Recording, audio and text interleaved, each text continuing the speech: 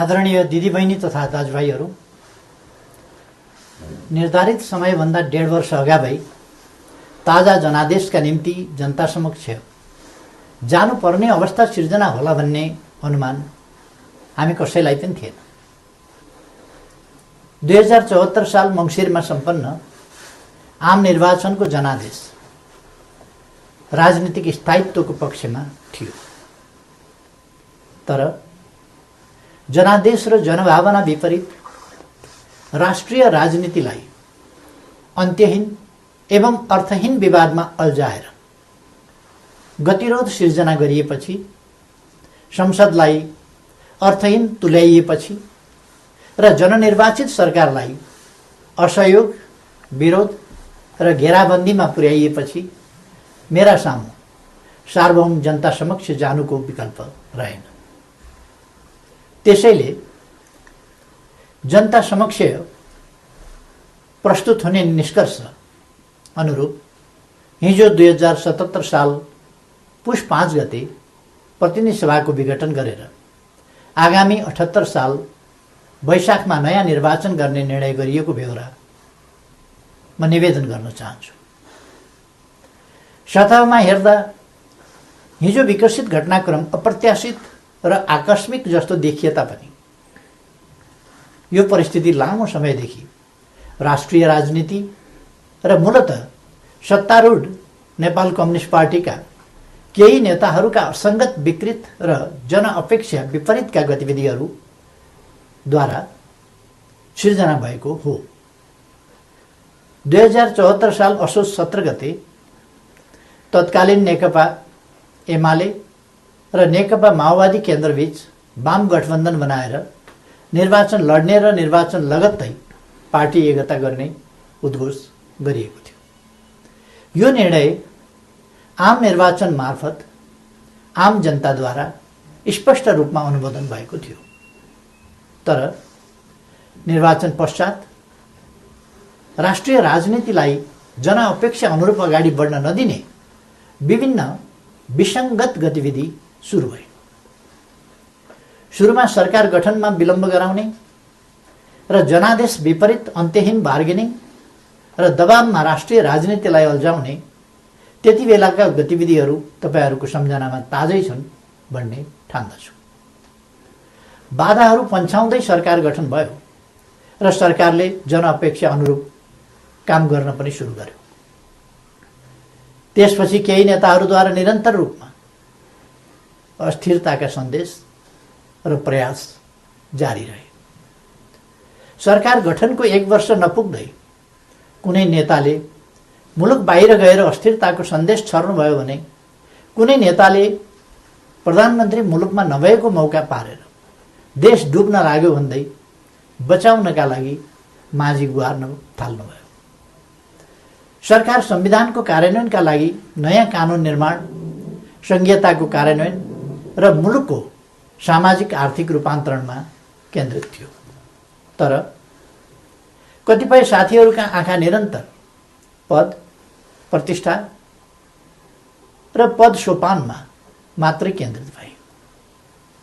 आफ्नो काँधमा आएको ऐतिहासिक अभिभारा पूरा गर्ने गरी नीति निर्माण, राज्य सञ्चालन र जनपरिचालनमा केन्द्रित हुनुपर्ने नेकपालाई केही नेताहरूले आफ्ना असन्तुष्टि, कुण्ठा र आत्मकेन्द्रित सोचहरूको बन्धक बनाउने र निष्प्रभावी तुल्याउने प्रयास गर्नुभयो। दिदीबहिनी तथा दाजुभाइहरू, समस्या समाधानका लागि दुई अध्यक्षहरूका बीचमा कार्यविभाजन गरेर एकजना सरकार र अर्कोले पार्टी सञ्चालनमा केन्द्रित हुने निर्णय भएपछि समस्या समाधान हुने अपेक्षा गरिएको थियो। मैले सोही अनुरूप आफूलाई पूर्ण रूपमा सरकारमा केन्द्रित गरेँ। यसबीचमा पार्टी काम कति अगाडि बढ्यो, एकीकरणका बाँकी काम कति पुरा भए, महाधिवेशनको तयारी कति अगाडि बढ्यो र जनतालाई समस्या परेको बेला विशाल पार्टी पङ्क्तिलाई कति परिचालन गरियो। यसमा मैले केही भनिरहनु पर्ला जस्तो लाग्दैन, तथ्यहरू आफै बोल्छन्। तर सरकारलाई भने राम्रोसँग चल्न दिइएन। पार्टी घोषणापत्रको मर्म र समृद्ध नेपाल सुखी नेपालीको अभियानलाई हाँक्न सक्ने गरी योग्यता क्षमताका आधारमा मन्त्री परिषद पुनर्गठन गर्न खोज्यो भने आफ्नो र पराईका कित्ता काट गरेर टुम्बोमा पुग्न दिइएन। महत्त्वपूर्ण संवैधानिक अङ्गहरूमा रिक्तता सिर्जना हुन थाल्यो, पूर्ति गर्न पाइएन। पछाडि परेका सामाजिक समुदायको हितका लागि विभिन्न संवैधानिक आयोगहरूको व्यवस्था छ, तर 2.5 वर्षसम्म पनि त्यहाँ नियुक्ति हुन पाएन। सरकारले दूरगामी महत्त्वका काम गरेको छ, प्रतिकूलताका बीचमा पनि मुलुकले महत्त्वपूर्ण उपलब्धि हासिल गरेको छ, युगान्तकारी काम सुरु भएका छन्, तर विपक्षी दलहरूलाई पनि उछिनेर केही नेताहरू सरकारको अनन्त विरोध र नकारात्मक मनोविज्ञान सिर्जना गर्न उद्धत भइरहनु भयो। सरकारले प्रस्तुत गरेका कतिपय प्रस्तावमाथि सार्वभौम संसदलाई छलफल पनि गर्न नदिइकन जबरजस्ती रोकेर राखियो। विगत केही महिना यता सरकार कस्तो कठिनाइ बीच काम गर्न बाध्य भयो र कस्तो घेराबन्दीको शिकार भयो भन्ने बारेमा यहाँहरू अनभिज्ञ हुनुहुन्न भन्ने म ठान्दछु। मैले राज्य प्रणालीमा पनि र पार्टी संरचनामा पनि नेतृत्व हस्तान्तरणको एउटा वैधानिक प्रणाली बसाल्ने प्रयास गरेँ। प्रधानमन्त्री चयन ताजा जनादेशका आधारमा बन्ने संसदले गरोस् र पार्टी नेतृत्वको चयन महाधिवेशनबाट होस् भन्ने विधि स्थापित गर्न खोजे। सङ्घीय लोकतान्त्रिक गणतन्त्रका निम्ति अगुवाई गरेको पहिलो पुस्ताले संरक्षक र उत्प्रेरकको सम्मानजनक भूमिकामा रहोस् र मुलुकको नेतृत्व सामाजिक आर्थिक रूपान्तरण र समृद्धिको मिसन पूरा गर्न सक्षम र सक्रिय नयाँ पुस्तामा हस्तान्तरण होस् भन्ने मार्गचित्र प्रस्तुत गरे। यसै मान्यताका आधारमा 5 वर्षको सरकारको नेतृत्वपछि सुयोग्य नेतृत्वलाई जिम्मेवारी हस्तान्तरण गर्ने र महाधिवेशनद्वारा पार्टीको कार्यकारी जिम्मेवारीबाट अवकाश लिने घोषणा समेत गरे। मुलुकको जटिल अवस्थामा नियमित महाधिवेशन हुन नसक्ने हो भने पनि विशेष महाधिवेशन गरेर अध्यक्ष पद हस्तान्तरण गर्न इच्छा गरे र योजना पनि प्रस्तुत गरे। तर महाधिवेशनका लागि साथीहरूले 4 महिना पनि कुर्न सक्नु भएन। उल्टै मेरो राजनीतिक चरित्र हत्या गर्ने गरी अत्यन्त लाञ्छित र अपमानित गर्दै आरोप पत्र पेश गर्नुभयो।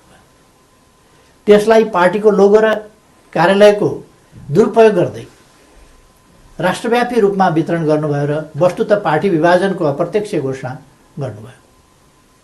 अर्कातिर भित्रभित्रै प्रधानमन्त्री विरुद्ध अविश्वास प्रस्तावको तयारीलाई अगाडि बढाउनुभयो। पार्टी अध्यक्ष एवं संसदीय दलका नेतालाई थाहै नदिई संसद अधिवेशन बोलाउन हस्ताक्षर सङ्कलन गरेर साथीहरूले संविधान विपरीत पार्टी प्रणाली र पद्धतिमाथि यसअघि नै गम्भीर आघात पुर्याउनुभयो। यसपछि नै पार्टीभित्रको अवस्था निकै गम्भीर र सङ्कटपूर्ण बन्न पुगेको। अस्ति पुस 4 गते मात्रै पनि मैले पुष्पकमल दाहालजीको निवासमै गएर उक्त विग्रहकारी आरोप पत्र फिर्ता लिन, पार्टीमा सहज र स्वस्थ वातावरण सिर्जना गर्न र विशेष महाधिवेशन आयोजना गरेर नेतृत्व हस्तान्तरणका लागि पटक पटक आग्रह गरे। पार्टी एकीकरणको सङ्क्रमणकालीन प्रयोजनका लागि मनोनयनद्वारा गठन भएका र महाधिवेशन सम्पन्न गर्ने मुख्य दायित्व भएका पार्टीका नेतृत्वदायी कमिटीहरूलाई पार्टी विधान र एकीकरणको भावना विपरीत पार्टीलाई मतदानको अवस्थातिर नधकेल्न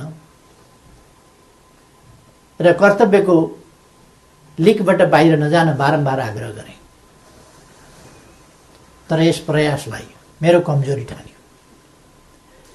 केही भएको छैन, केही गरिने छैन भन्ने कुरामा अल्मल्याउँदै प्रधानमन्त्री विरुद्ध अविश्वास प्रस्तावको तयारी अगाडि बढाइयो। दिदीबहिनी तथा दाजुभाइहरू, सरकार विरुद्ध यसरी घेराबन्दी र दाउपेच गर्नुपर्ने जायज कारण के थियो र?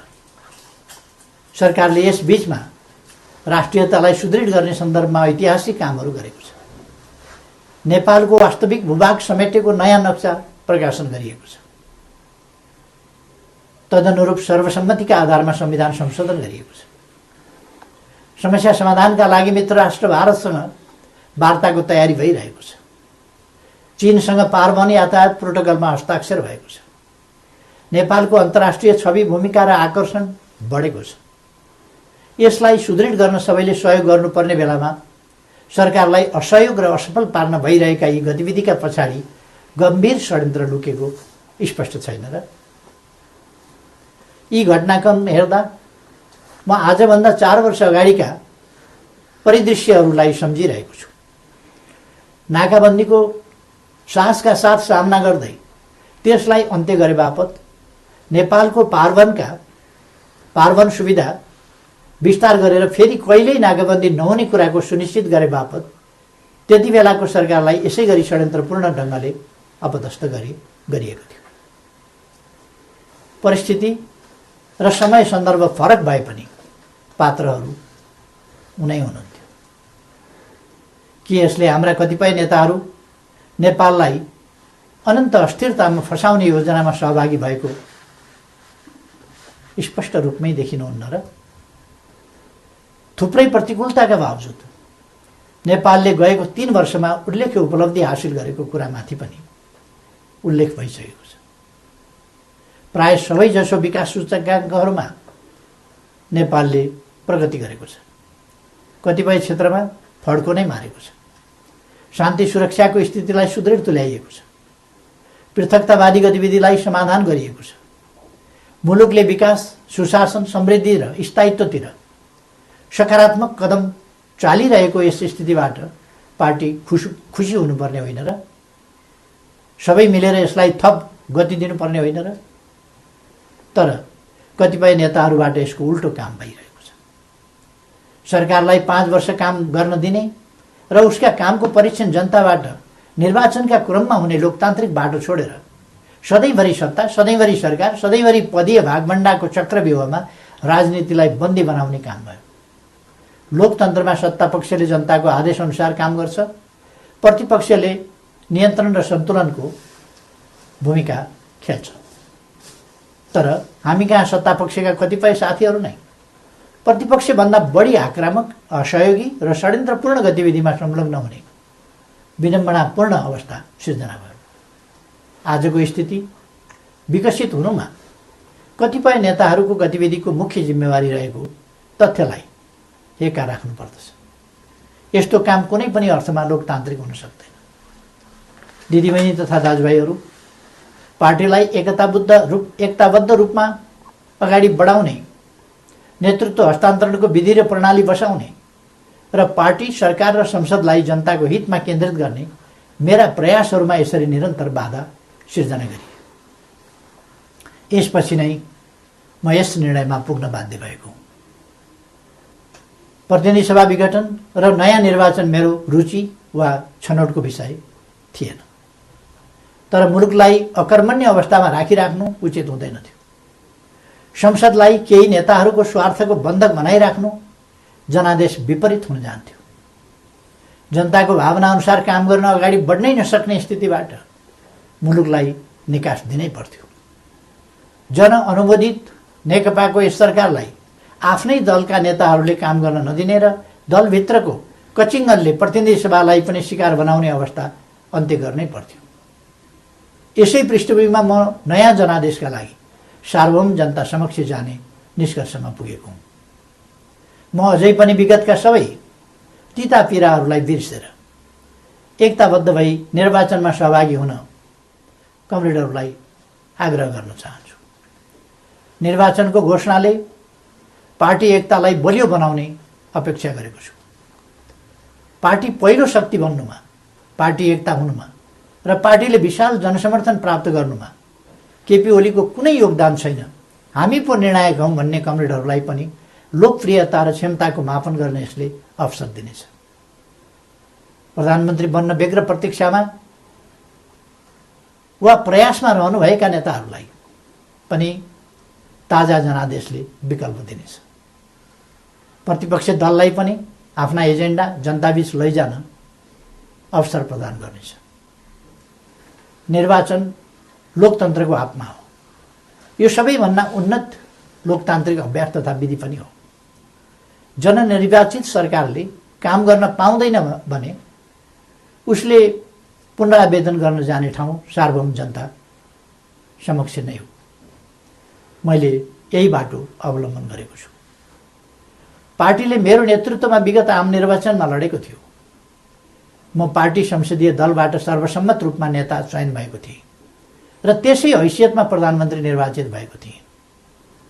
बहुमत प्राप्त दलको सर्वसम्मत नेतालाई काम गर्न नदिइएपछि बन्द कोठामा अनुचित र सिद्धान्तहीन सम्झौतामा अल्झिएर जनअपेक्षामा आँच पुर्याउनु मैले उपयुक्त ठानिनँ। जनतालाई फैसला गर्न दिनु नै सबैभन्दा लोकतान्त्रिक विकल्प हो भन्ने मैले ठाने। त्यसै पनि जस्केलाबाट सरकारमा छिर्ने र जनमतको उपहास गर्ने अलोकतान्त्रिक चरित्रप्रति मैले सधैँ विमति राख्दै आएको छु। दिदीबहिनी तथा दाजुभाइहरू, नेपालको संविधानले नेपालको सार्वभौम सत्ता र राजकीय सत्ता जनतामा निहित रहने व्यवस्था गरेको छ। राज्य सञ्चालनको अन्तिम निर्णयकर्ता जनता हुन्। जनताको यो सार्वभौम सत्ता, राजकीय सत्ता र निर्णय निर्वाचन मार्फत व्यक्त हुन्छ। जनताको अभिमत व्यक्त हुने निर्वाचनले लोकतन्त्रलाई थप सुदृढ र परिपक्व बनाउँछ। हाम्रो लोकतान्त्रिक प्रणाली नयाँ छ तर कमजोर छैन। मुलुक जनप्रतिनिधिविहीन अवस्थामा छैन। राष्ट्रिय सभा क्रियाशील छ। प्रदेश सरकार र प्रदेश सभा एवं स्थानीय सरकारहरू मुलुकको संविधान र कानुन अनुरूप आफ्नो तहमा राजनीतिक नेतृत्व प्रदान गरिरहेका छन्। राष्ट्रपति र न्यायालय लगायतका संस्थाहरू र राज्यका निजामती एवं सुरक्षा अङ्गहरू सबै आफ्नो कर्तव्य निर्वाहमा दृढ छन्। 4.5 महिनापछि नयाँ प्रतिनिधि सभा स्थापित भइहाल्ने नै छ। 21औं शताब्दीको नेतृत्व गर्न तयार भएर बसेको हाम्रो युवा पुस्ता लोकतन्त्रप्रति प्रतिबद्ध छ। यो पुस्ता नै लोकतन्त्रको सबैभन्दा ठुलो पहरेदार हो। यस परिस्थितिमा म सम्पूर्ण युवाहरूलाई लोकतन्त्रको रक्षाका लागि एकजुट भएर दृढतापूर्वक अगाडि बढ्न आह्वान पनि गर्न चाहन्छु। त्यसैले निर्वाचनमा जाँदा संविधान अप्ठ्यारोमा पर्छ, लोकतान्त्रिक गणतन्त्र सङ्कटमा पर्छ र मुलुक अस्थिरतातर्फ धकेलिन्छ भनेर चलाउन खोजिएका प्रचार या फिजाउन खोजिएका आशंका र भ्रमहरू निराधार छन्। राजनीतिक स्थिरताको प्रत्याभूति गर्ने निर्णायक तत्त्व जनताको अभिमत हो। तसर्थ कुनै पनि कुरामा नअल्मलिकन आम निर्वाचनको तयारीमा केन्द्रित हुन म सबैमा हार्दिक आह्वान गर्दछु। धन्यवाद।